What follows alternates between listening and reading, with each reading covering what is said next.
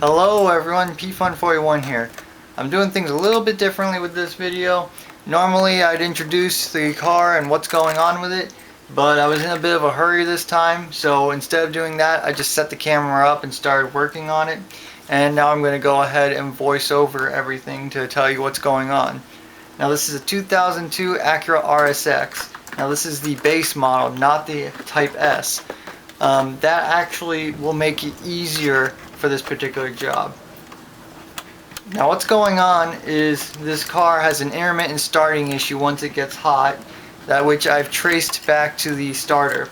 It's also throwing codes for a knock sensor, and I went through all the troubleshooting, and the problem is the knock sensor itself.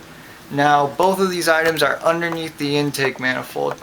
Now some people say that you can get them out and replace them without taking the intake manifold off, but I looked and there just isn't that much space on there, so we're going to go ahead and pull the intake manifold.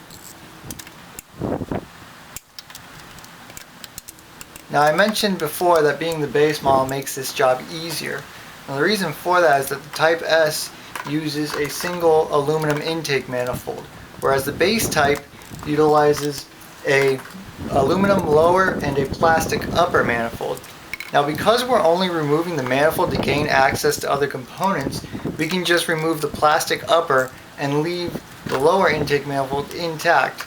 That way we don't have to mess with the fuel rails or the fuel injectors or any of that stuff.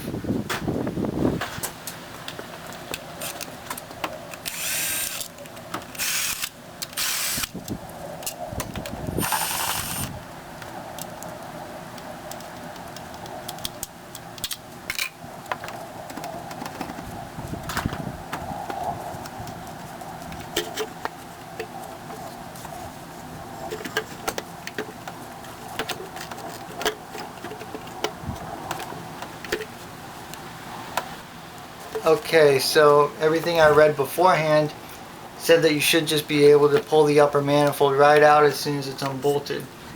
But as I figured out here, that's not the case. You have to unbolt the upper radiator support and move it forward a bit, and that will give you the clearance you need to pull the manifold out.